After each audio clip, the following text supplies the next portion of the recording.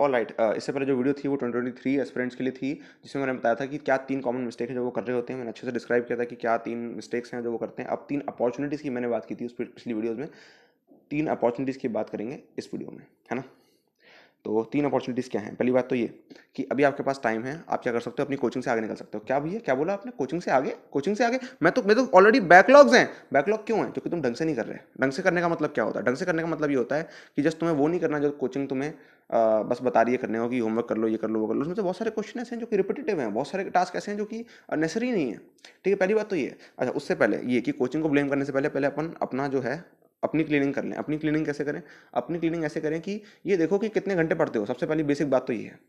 अरे घंटे इंपॉर्टेंट नहीं होते भैया, क्वालिटी इंपॉर्टेंट होती है। क्वालिटी इंपॉर्टेंट होती है और कितने घंटे वो क्वालिटी हो रही है ये भी इंपॉर्टेंट होता है। ठीक है, तो उतनी क्वालिटी और एफिशिएंसी से काम कितने घंटे हो रहा है दिन में, कितने घंटे? देखो एटलीस्ट 10 घंटे तो दो, 10 घंटे देने चाहिए, दिस इज लीस्ट।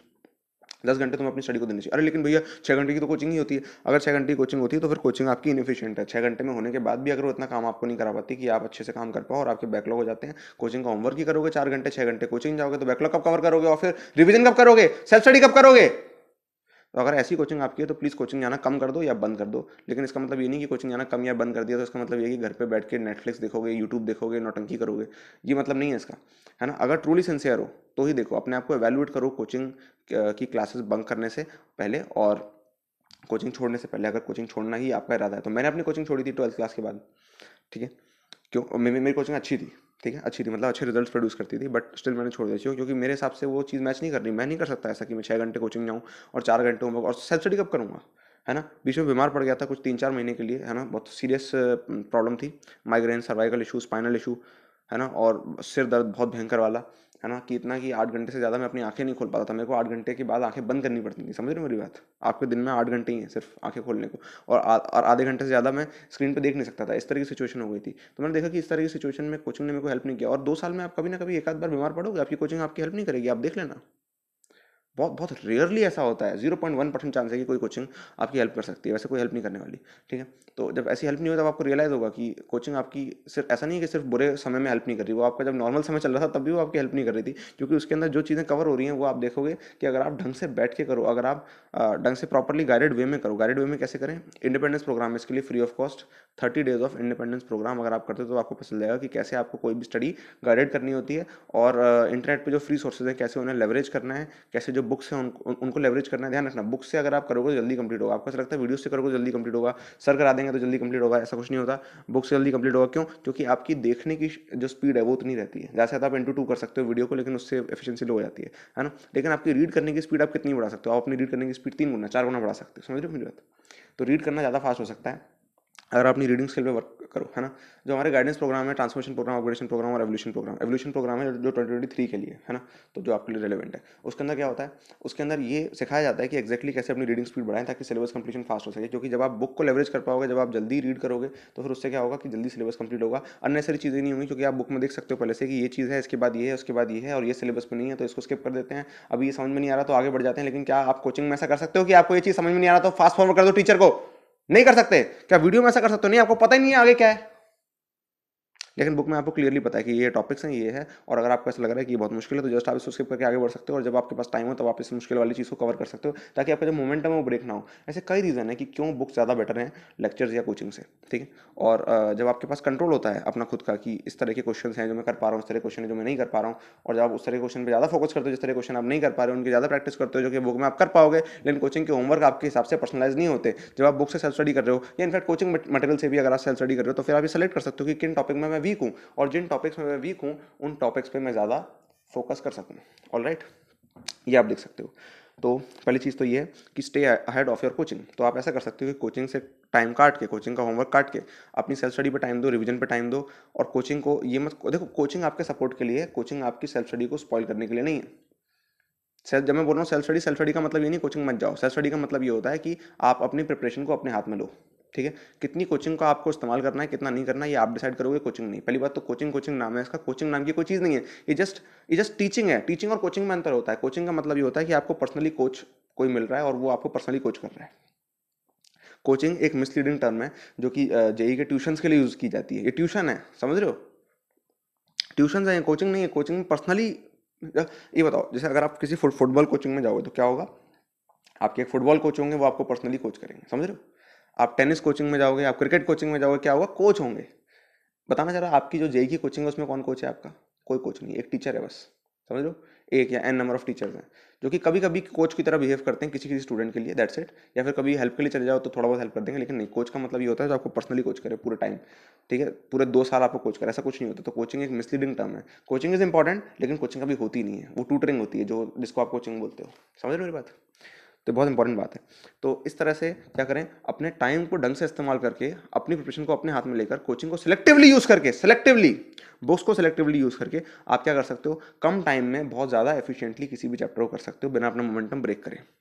तो इस तरह से what you can do is by time and stay ahead of coaching. Coaching के जब आप अहेड रहोगे, जो कोचिंग में कराया जा रहा है उसको जस्ट आप एक बुक से रीडिंग एक लगा के 10-15 मिनट, फिर कोचिंग की क्लास में बैठोगे, तब आप देखोगे मैजिकली आपके लिए कोचिंग के लेक्चर्स वर्क कर सकते हैं, है ना। या फिर आप देखोगे कई बार ऐसा भी हो सकता है कि आप इतना आगे निकल गए कि आप सोच रहे हो कि क्या पढ़ा रहे हैं सर, ये तो मेरे को ऑलरेडी आता है। You can become like a topper, but you don't want to believe it. दिक्कत ये है कि तुम ऐसा इनफैक्ट ये है कि तुम ये बिलीव करते हो कि तुम गधे रहोगे, कहीं ना कहीं डीप डाउन तुम बोलते हो कि मुझे अच्छा स्कोर करना है, लेकिन तुम समझते हो कि ऐसे मनी मन तुम बोलते हो कि क्या मैं कर पाऊंगा, आ तो नहीं रहे मेरे स्कोर में रिजल्ट, ये तो नहीं हो पा रहा है, वो तो नहीं हो पा रहा। तो मनी मन में तुम क्या कर रहे हो, ये बिलीव कर रहे हो कि तुम नहीं कर सकते। इस तरह से काम नहीं होगा यार। ये बिलीव बिलीव हटाओ, तुम कर सकते हो नहीं कर सकते हो तुम्हारा बिजनेस नहीं है, ट्राई करना तुम्हारा बिजनेस है, समझ रहे हो। और ट्राई ऐसे करो कि वो एफिशिएंटली हो, स्मार्ट वे। तुम ये देखो कि अगर तुम दुनिया के स्मार्टेस्ट इंसान होते, सपोज तुम इलॉन मस्क होते, ठीक है, मैं ही नहीं कह रहा इलॉन मस्क दुनिया का स्मार्टेस्ट इंसान है, लेकिन सपोज तुम इस तरह के होते जिसको भी तुम एडमायर करते हो, सपोज तुम वैसे होते, अगर तुम ब्रूस ली को एडमायर करते हो, सपोज तुम बिल गेट्स को एडमायर करते हो, सपोज कोई किसी क्रिकेटर को एडमायर करता है, तो जिसको भी तुम एडमायर करते हो, सोचो कि अगर तुम उसकी जगह होते तो तुम किस किस तरह से स्मार्टली एक्ट करते। वैसे स्मार्टली ऐड करो, सेलेक्टिवली ऐड करो, और तुम देखो कि तुम कोचिंग से आगे निकल जाओगे। ये तुम्हारे पास एक अपॉर्चुनिटी है, बहुत बढ़िया अपॉर्चुनिटी, जो कि तुम्हारे पास टाइम इनफ है कि तुम इस अपॉर्चुनिटी को यूज करके आगे बढ़ सकते हो। अगर आप 12th में होते इस समय, और यही समय चल रहा होता, रफली यही मंथ चल रहा होता, रफली अक्टूबर नवंबर का, तो फिर आपके पास इतना ज़्यादा समय में भी नहीं होता, ठीक है, लेकिन अभी है।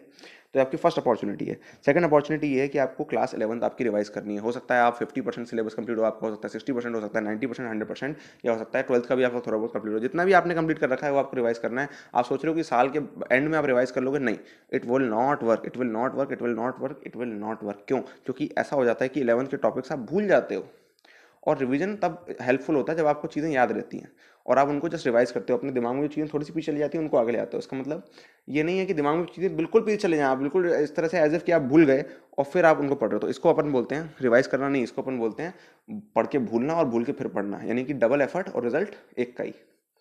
और पता चला वो भी आप भूल जाओ थोड़े समय बाद, तो फिर क्या, जीरो रिजल्ट और डबल मेहनत। क्या मतलब है इसका? It is all about efficiency. उतने टाइम में कोई ज़्यादा स्कोर ले आता है, कोई कम स्कोर ले आता है, समझ रहे हो मेरी बात। 2 साल है सबके पास, कोई इतने में ऐसे इंप्रूव कर सकता है, कोई इतने में ऐसे ऐसे कर सकता है।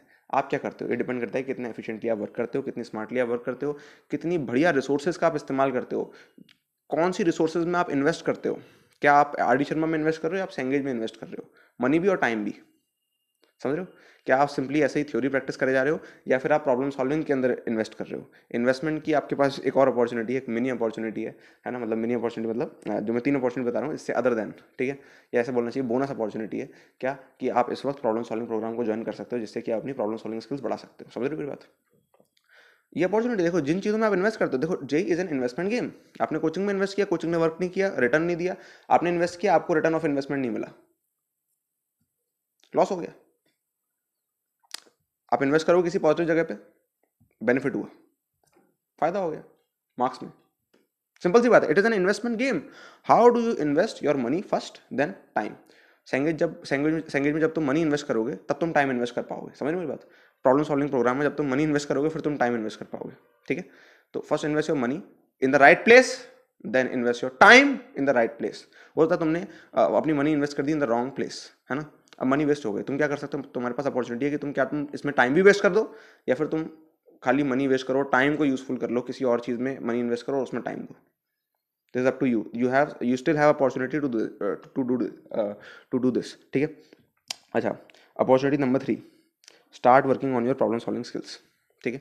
सिर्फ ये नहीं कि प्रॉब्लम सॉल्विंग प्रोग्राम है, ठीक है, उसमें आप आते हो, जो कि आपको आना ही चाहिए, ठीक है। आपको प्रॉब्लम सॉल्विंग स्किल्स पे वर्क भी करना है। प्रॉब्लम सॉल्विंग स्किल्स पे वर्क करने का मतलब क्या होता है कि किसी भी चीज़ को आप जब देख रहे हो ना, तो आप सोचो उसके पीछे कि यार इसके पीछे का क्या लॉजिक होगा, समझ रहे हो? आपने आयनिक इक्विलिब्रियम में कुछ पढ़ा कि अच्छा ठीक है ऐसा ऐसे बफर सॉल्यूशन होता है, बफर सॉल्यूशन ऐसे ऐसे करके हो जाता है। अरे लेकिन ये तो ठीक है, तो फॉर्मूला हो गया, लेकिन ये आया कैसे, डिराइव कैसे हुआ? अरे भैया डेरिवेशन भी करने पड़ेंगे, डेरिवेशन तो जेई में नहीं आते, जेई में तो एमसीक्यू क्वेश्चन आते हैं, जो ये जो डेरिवेशन है ये तो बोर्ड्स में आते हैं, तो क्या बोर्ड्स का करना? अरे पागल हो क्या?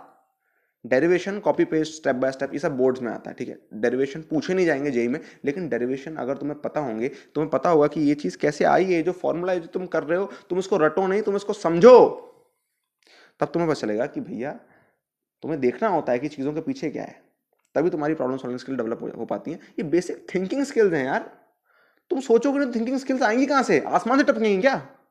या तुम जो होमवर्क कर रहे हो तुम्हें लगता है कि होमवर्क से थिंकिंग स्किल आ जाएंगी?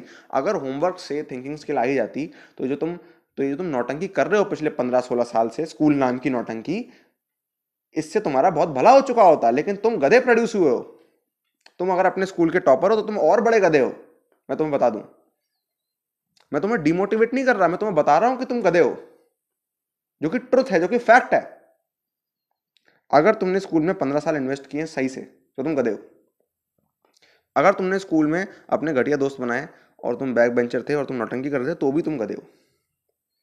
सिर्फ अगर तुमने अपने स्कूल के ऊपर पैर रख के उसको यूज किया है, सिर्फ अगर तुमने अपने स्कूल के ऊपर पैर रख के उसको यूज किया है, सिर्फ तभी तुम गधे नहीं हो, नॉट गधा। समझ रहे हो मेरी बात? तब भी तुम कुछ जरूरी नहीं बहुत अच्छे हो, क्योंकि तो बहुत बेसिक चीज है। अपने स्कूल के ऊपर, अपने स्कूल के मुंह पे पैर रख के काम करना, जब जरूर लगे तब छुट्टी मारना, ठीक है।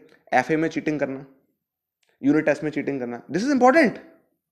अगर तुम्हें ये नहीं आया तो मैं कुछ नहीं आया, तुम लाइफ में लूजर हो अगर तुमने ये नहीं किया तो क्या मैं ये भी कह रहा हूं कि जेई में चीटिंग करो? नहीं, कोई जरूरत नहीं है। चीटिंग मैंने इसलिए नहीं की कि मेरे मार्क्स नहीं आ सकते, मेरे मार्क्स हमेशा 10 ही आ सकते हैं। मैं पढ़ूंगा तो मार्क्स आएंगे डेफिनेटली, लेकिन चीटिंग क्यों? क्योंकि मुझे स्कूल के ऊपर पैर रखना है। समझ रहे मेरी बात? मुझे स्कूल के मुंह पे पैर रखना है, रखना था बचपन से। अभी भी अगर मेरे को मौका मिले तो मैं रखना चाहूंगा। जिस स्कूल में पढ़ रहा हूँ उसके मुंह पे पैर रखना चाहूंगा। समझ रहे मेरी बात?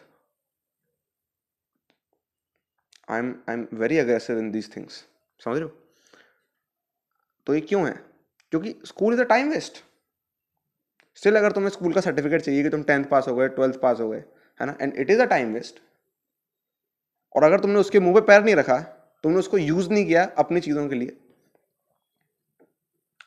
और तुमने स्कूल में जाकर भी अटेंडेंस लगाकर भी, फेक अटेंडेंस लगाकर, और क्या कहते हैं, फेक अटेंडेंस कह लो, या फेक कंपटीशन, फेक सर्टिफिकेट, अगर तुमने ये सब नहीं लिए, है ना, एनीवे स्कूल के सर्टिफिकेट जो मैंने जो भी चीज़ें ऐसी थी जो कि पूरी तरह से मेरी मेहनत से नहीं आई, जो फेक है, वो मैं एनीवेज यूज़ नहीं करता, मैंने फाड़ के फेंक दी, या फिर मैंने कहीं खो दी, या जस्ट मैंने ऐसी फेंक दी।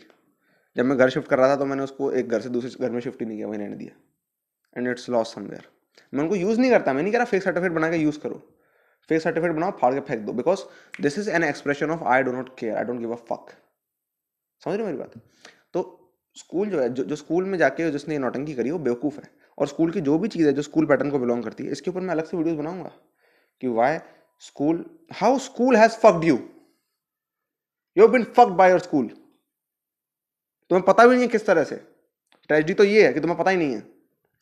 तो स्कूल के पैटर्न की जो भी चीज़ें तुम करोगे वो डिस्ट्रक्टिव होंगी, मैं तुम्हें बता रहा हूँ, ठीक है। क्या मैं सारे स्कूल्स के बारे में कमेंट कर रहा हूँ? नहीं, मुझे जो आइडिया है ना स्कूल का, उसी के बारे में बोल रहा हूँ। स्कूल का आइडिया ही खराब है ना, उन लोगों के लिए जो कि मिडिल क्लास है और जो शहर में रह रहे हैं। स्कूल में भी यूजफुल है उन लोगों के लिए जो गांव में रह रहे हैं, मे बी वो भी क्वेश्चनेबल है, बट स्टिल शहर के लोगों के लिए बिल्कुल बेवकूफ़ है, मतलब बेवकूफ़ी है, ठीक है, बिल्कुल यूजलेस है। मेरे लिए बिल्कुल यूजलेस है, मेरे जैसों के लिए बिल्कुल यूजलेस है, यानी मे भी तुम्हारे जैसों के लिए भी यूजलेस है। समझो?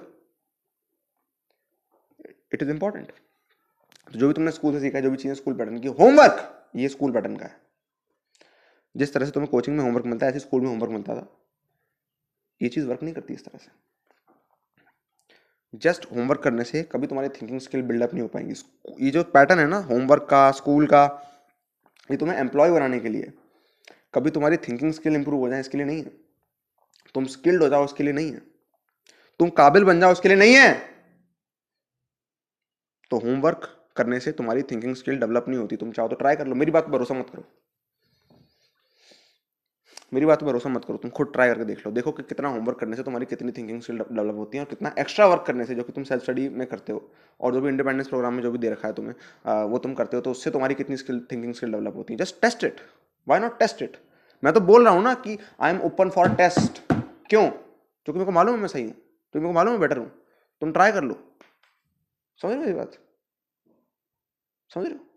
क्योंकि मैंने कभी किसी स्टूडेंट को सप्रेस करने की कोशिश नहीं करी जो कि स्कूल करता रहता है ना। तो मैं चाहता हूँ कि थिंकिंग इवॉल्व हो, समझ रहे हो? थिंकिंग इवॉल्व होगी उस एक्स्ट्रा वर्क से, जब तुम एक क्वेश्चन में ये टाइम दोगे कि कैसे ये वर्क किया, समझ रहे हो? और उसमें ज़्यादा टाइम लगता है, इसमें 2 मिनट लगते हैं, 2 मिनट।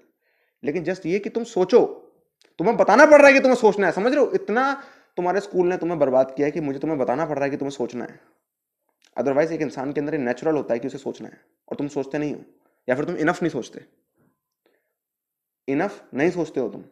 मैं तुम्हें बता दूं क्लियरली, तुम इनफ नहीं सोचते हो। तुमने अपनी थिंकिंग में बैरियर्स लगा रखे हैं, अभी तुम्हारा माइंड तुमने अपना फ्री नहीं किया है, समझ रहे हो मेरी बात?